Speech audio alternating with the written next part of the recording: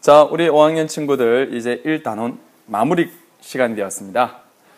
임진왜란과 병자호란을 겪은 후 조선 사회에서는 많은 변화가 일어났습니다.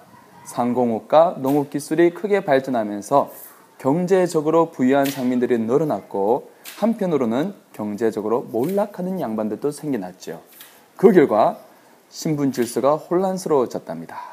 경제적으로 여유 있는 서민들이 늘어나면서 서민 문화가 발달하였는데요. 중국을 통해 들어온 서양 문물과 서학이 조선 사회에 새로운 영향을 끼치기도 하였답니다. 또한 당시 사회 문제와 백성들이 겪는 어려움을 해결하기 위해서 실학이 발생하였죠. 자, 이번 시간에 우리는 1단원 내용을 정리해 보도록 하겠습니다. 자, 그럼 다음으로 넘어갈까요?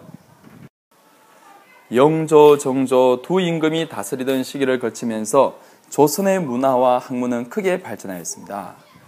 영조는 신하들의 다툼으로 나라가 혼란해지는 것을 막기 위해 탕평책을 실시하였고, 백성들의 어려움을 덜어주고자 노력하였습니다. 뒤를 이은 정조는 학자들이 학문 연구에 열중할 수 있도록 규장각을 세워 학문을 장려하였으며 계획 도시인 화성을 건설하였답니다. 또한 농토를 개간하여 백성들에게 나눠주었고, 상인들이 장사할 수 있도록 하였습니다.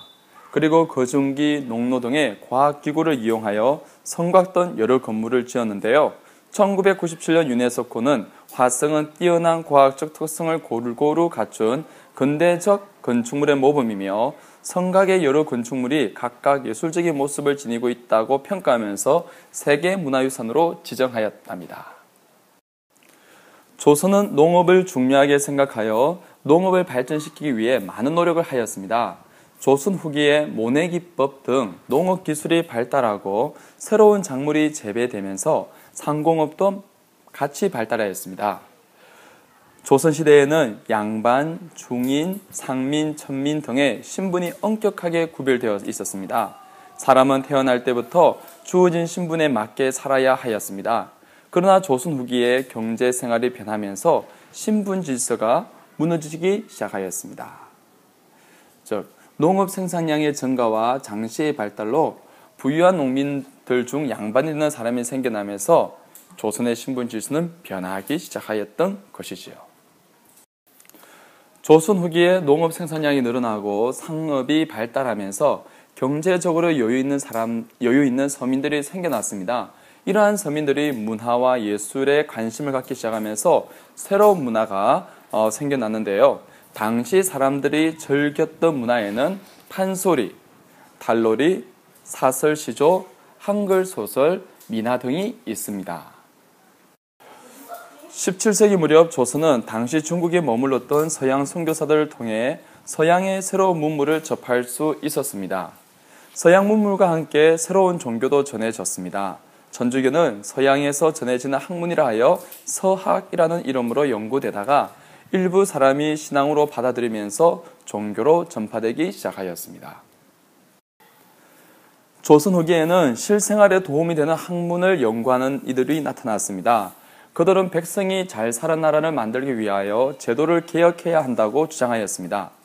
우리의 역사와 문화에 자부심을 갖추고 우리 것에 대한 연구를 활발히 하는 이들도 있었습니다. 사회개혁에 대한 의지는 농민들에게도 나타났습니다. 두 차례의 전쟁과 세도 정치로 생활이 어려워진 농민들은 개혁을 요구하는 움직임에 적극적으로 참여하였습니다. 지방관리가 지켜야 할 도리를 밝힌 정약용의 목민심서, 사회개혁에 대한 폭넓은 주장과 서양 문물에 대한 적극적인 수용 입장을 밝힌 이익의 성호사설, 유영어는 반개수록을 통해 토지제도의 개혁을 주장하였으며 박지호는 청나라 여행기인 열하일기에서 상업을 권장하고 새로운 문물을 받아들일 것을 주장하였습니다. 즉, 오늘날 사람들이 진실로 오랑캐를 무리치려면 중국의 옛 문물을 모두 배워서 우리의 풍속의 어리석음을 먼저 고쳐야 한다.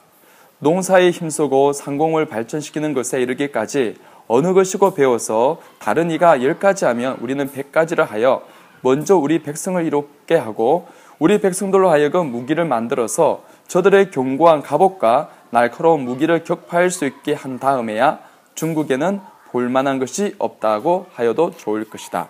열하일 중의 내용입니다.